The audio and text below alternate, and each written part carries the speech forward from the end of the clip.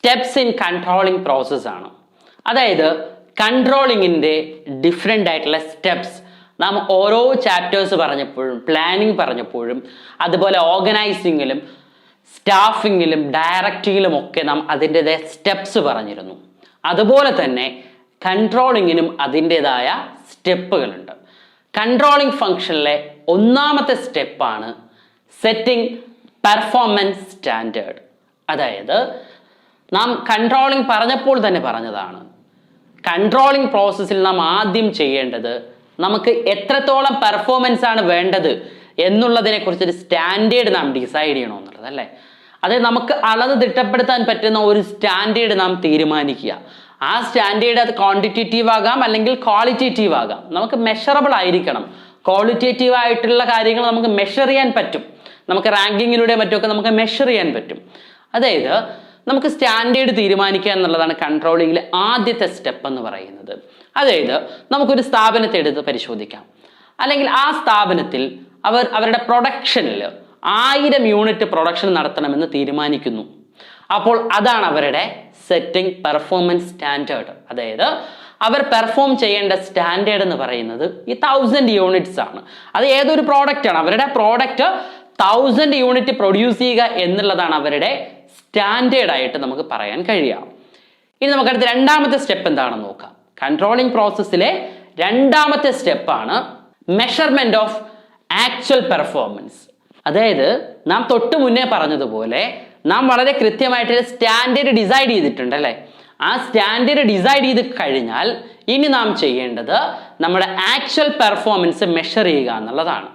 ആ actual performance measure ചെയ്യുക എന്ന് പറയുമ്പോൾ ഇവിടെ നമുക്കറിയാം, നാം 1000 യൂണിറ്റ് പ്രൊഡ്യൂസ് ചെയ്യാനായിട്ട് തീരുമാനിച്ചു അല്ലേ. ആ 1000 യൂണിറ്റ് പ്രൊഡ്യൂസ് ചെയ്യാൻ തീരുമാനിക്കുമ്പോൾ എന്നിട്ട് ആക്ച്വലി നമുക്ക് എത്ര പെർഫോമൻസ് നടന്നു എന്ന് നമ്മൾ വിലയിരുത്തണം. അങ്ങനെ വിലയിരുത്തുമ്പോഴാണ്, അല്ലെങ്കിൽ അതിന് നമുക്ക് പല പല മാർഗങ്ങളുണ്ട്. പേഴ്സണൽ ഒബ്സർവേഷൻ നടത്താം, അല്ലെങ്കിൽ ഓരോ എംപ്ലോയീസിന് നമുക്ക് എന്ത് ചെയ്യാം, അവരെ നമുക്ക് ഒബ്സർവ് ചെയ്യാം. അതുപോലെ തന്നെ സാമ്പിൾ ചെക്ക് ചെയ്യാം. പെർഫോമൻസ് റിപ്പോർട്ട്, നമ്മുടെ ഓർഗനൈസേഷൻ്റെ പ്രവർത്തന റിപ്പോർട്ടുകൾ നമുക്ക് പരിശോധിക്കാം. അപ്പോൾ അത്തരത്തിൽ പരിശോധന നടത്തുമ്പോൾ നമ്മുടെ ആക്ച്വൽ പെർഫോമൻസ് നമുക്ക് എന്ത് ചെയ്യാൻ പറ്റും, കണ്ടെത്താനായിട്ട് പറ്റും. ഇനി നമ്മുടെ ആക്ച്വൽ പെർഫോമൻസ് ഒരു 900 യൂണിറ്റ് വന്നുള്ളൂ എന്ന് കരുതുക. അങ്ങനെയാണെങ്കിൽ നമുക്കിനി അടുത്ത സ്റ്റെപ്പ് എന്താണെന്ന് നോക്കാം. നമ്മുടെ തേർഡ് സ്റ്റെപ്പ് എന്ന് പറയുന്നത് comparing actual performance with standard. ഇവിടെ നോക്കൂ, നമുക്കിവിടെ നമ്മുടെ സെക്കൻഡ് സ്റ്റെപ്പിൽ എന്ത് ചെയ്തു, നമ്മുടെ ആക്ച്വൽ പെർഫോമൻസ് നാം ഫൈൻഡ് ഔട്ട് ചെയ്തു. എന്നാൽ ഫസ്റ്റ് സ്റ്റെപ്പിൽ നാം ഡിസൈഡ് ചെയ്തിട്ടുള്ള നമ്മുടെ സ്റ്റാൻഡേർഡ് പെർഫോമൻസ് ഉണ്ട്. ഈ സ്റ്റാൻഡേർഡ് പെർഫോമൻസും നമ്മുടെ സെക്കൻഡ് സ്റ്റെപ്പിലെ ആക്ച്വൽ പെർഫോമൻസ് തമ്മിൽ നമ്മൾ എന്ത് ചെയ്യണം, കമ്പയർ ചെയ്യണം. അങ്ങനെ കമ്പയർ ചെയ്യുമ്പോഴാണ് നമുക്ക് മനസ്സിലാകുന്നത് നമ്മുടെ പ്രവർത്തനം എത്രത്തോളം ക്ലിയർ ആയിട്ടുണ്ട്, അല്ലെങ്കിൽ എത്രത്തോളം നാം നമ്മുടെ സ്റ്റാൻഡേർഡുമായിട്ട് നാം ഒത്തുചേർന്നിട്ടുണ്ട് നമുക്ക് മനസ്സിലാക്കാൻ സാധിക്കും. ഇനി നോക്കൂ, ഇവിടെ നാം പറഞ്ഞതനുസരിച്ചിട്ടാണെങ്കിൽ അവർ 1000 യൂണിറ്റ് ആണ് അവർ എന്ത് ചെയ്തത്, അവിടുത്തെ സ്റ്റാൻഡേർഡ് ഡിസൈഡ് ചെയ്തത്. എന്നാൽ ആക്ച്വൽ പ്രൊഡക്ഷൻ വന്നപ്പോൾ അവിടെ 900 യൂണിറ്റ് വന്നിട്ടുള്ളൂ. അപ്പോൾ അവർ കമ്പയർ ചെയ്തപ്പോൾ അവിടെ 100 യൂണിറ്റിൻ്റെ ഒരു വേരിയേഷൻ ഉണ്ടായി. അങ്ങനെയാണെങ്കിൽ നമ്മുടെ ഫോർത്ത് സ്റ്റെപ്പ് എന്ന് പറയുന്നത് അനലൈസിങ് ദ ഡീവിയേഷൻ. നോക്കൂ, ഇവിടെ 100 യൂണിറ്റിൻ്റെ ഡീവിയേഷൻസ് ഉണ്ടായി അല്ലേ. അങ്ങനെയാണെങ്കിൽ ആ ഡീവിയേഷൻ ഉണ്ടാവാനുള്ള കാരണം എന്താണ് എന്ന് നാം വളരെ കൃത്യമായിട്ട് എന്ത് ചെയ്യണം, അനലൈസ് ചെയ്യണം. ഇനി അങ്ങനെ ഒരു ഡീവിയേഷൻ ഇല്ല എങ്കിൽ നമുക്ക് അത്തരം ഒരു അനാലിസിസിന്റെ ആവശ്യമില്ല. ഇനി നമ്മൾ നോക്കുമ്പോൾ ഇവിടെ നമ്മുടെ ഒരു സ്റ്റാൻഡേർഡ് നാം നോക്കുകയല്ലേ. നമ്മുടെ സ്റ്റാൻഡേർഡ് 1000 യൂണിറ്റ് ആയിരുന്നു, എന്നാൽ ആക്ച്വൽ പെർഫോമൻസ് 900 യൂണിറ്റേ വന്നിട്ടുള്ളൂ. ദാറ്റ് മീൻസ് അവിടെ 100 യൂണിറ്റിന്റെ കുറവുണ്ട്. ആ 100 യൂണിറ്റിന്റെ കുറവെന്ന് പറയുന്നത് വളരെ പ്രധാനപ്പെട്ട ഒന്നാണ്. അപ്പോൾ സ്വാഭാവികമായിട്ടും അത് അർജന്റായിട്ട് നമുക്ക് എന്ത് ചെയ്യേണ്ടി വരും, അല്ലെങ്കിൽ അത് അറ്റൻഡ് ചെയ്യേണ്ടി വരും. അത്തരം ഇഷ്യൂസിന് നമുക്ക് എന്ത് ചെയ്യേണ്ടി, പരിഹരിക്കേണ്ടി വരും. നോക്കൂ, ആ 100 യൂണിറ്റിന്റെ കുറവ്, ആകെ 1000 യൂണിറ്റ് പ്രൊഡക്ഷൻ നടത്താൻ തീരുമാനിച്ചപ്പോൾ അതിൽ 100 യൂണിറ്റ് കുറവാണ് എന്ന് പറയുന്നത് ആ ഓർഗനൈസേഷൻ സംബന്ധിച്ചിടത്തോളം അവിടെ ഡീവിയേഷൻ ഉണ്ട് എന്നുള്ളതാണ്. അപ്പോൾ ഈ ഡീവിയേഷനെ നമുക്ക് 2 രീതിയിൽ അനലൈസ് ചെയ്യാം. ഫസ്റ്റ് മെത്തേഡ് എന്ന് വെച്ചാൽ ക്രിട്ടിക്കൽ പോയിന്റ് കൺട്രോൾ ആണ്, critical point control. And second method management by exception ആണ്. ഇങ്ങനെ 2 തരത്തിലുള്ള മെത്തേഡ്സ് ആണുള്ളത്. ഇതിലെന്താണ് ക്രിട്ടിക്കൽ പോയിന്റ് കൺട്രോൾ നമുക്ക് നോക്കാം. ക്രിട്ടിക്കൽ പോയിന്റ് കൺട്രോൾ, ഇവിടെ it is neither economical nor easy to keep a check in each and every activities in organization. നമുക്കറിയാലോ, നമ്മുടെ ഓർഗനൈസേഷനിലെ എല്ലാ ആക്ടിവിറ്റീസിനെ കുറിച്ച് നമുക്ക് കൃത്യമായൊരു പഠനം നടത്തുക എന്ന് പറയുന്നത് വളരെ ബുദ്ധിമുട്ടാണ്. സ്വാഭാവികമായിട്ടും control should therefore focus on key result areas or KRA. അതായത് നമ്മുടെ ഓർഗനൈസേഷന്റെ ഏറ്റവും പ്രധാനപ്പെട്ട ചില ഏരിയാസ് ഉണ്ടാകാം.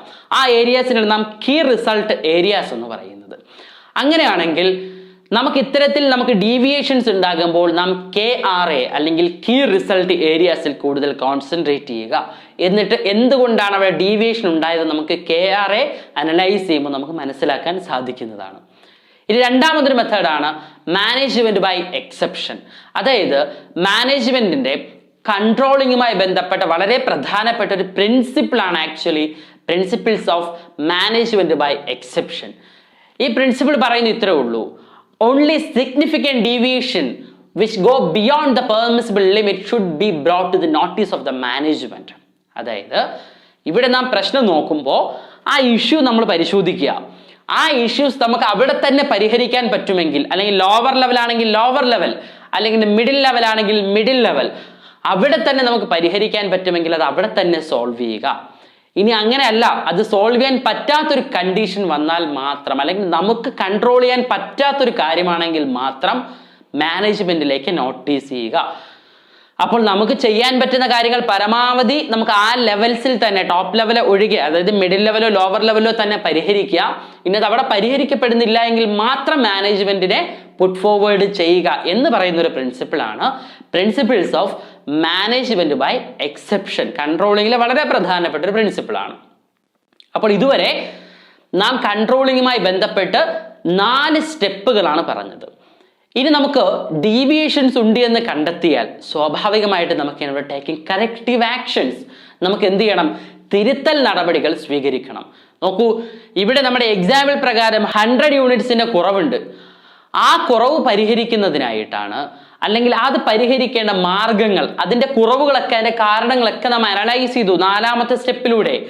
അങ്ങനെ അനലൈസ് ചെയ്തപ്പോൾ നമുക്ക് മനസ്സിലായി നമുക്ക് കുറച്ച് കറക്റ്റീവ് ആക്ഷൻസ്, കുറച്ച് തിരുത്തൽ നടപടികൾ സ്വീകരിക്കണം. അത് സ്വീകരിച്ചുകൊണ്ട് പരമാവധി എന്ത് ചെയ്യുക?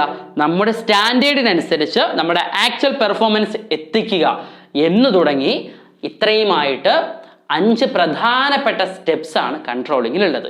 ഈ കറക്റ്റീവ് ആക്ഷൻസ് എടുക്കുന്നതോടെ പരമാവധി നമുക്ക് എന്ത് ചെയ്യാൻ പറ്റും? നമ്മുടെ ഓർഗനൈസേഷനെ കുറച്ചുകൂടി സെറ്റ് ചെയ്തുകൊണ്ട് നാം തീരുമാനിച്ചിരിക്കുന്ന, അല്ലെങ്കിൽ നമ്മുടെ സ്റ്റാൻഡേർഡിനനുസരിച്ച് നമ്മുടെ ആക്ച്വൽ പെർഫോമൻസ് കൊണ്ടുവരാനായിട്ട് കൺട്രോളിങ് ഹെൽപ്പ് ചെയ്യുന്നുണ്ട്. ഇനി നമുക്ക് ഈ കറക്റ്റീവ് ആക്ഷൻസിനെ കുറിച്ച് പറഞ്ഞല്ലോ. നമുക്ക് ചില ഡീവിയേഷൻസ്, നിങ്ങൾ ആ ടേബിൾ നോക്കുക, ചില ഡീവിയേഷൻസും അതിന്റെ കറക്റ്റീവ് ആക്ഷൻസും എന്തൊക്കെയാണെന്ന് നോക്കാം. ചില ഡീവിയേഷൻസ് ആണ്, അത് നമുക്ക് എങ്ങനെ കറക്റ്റ് ചെയ്യാമെന്നുള്ളതാണ്. First one, defective material.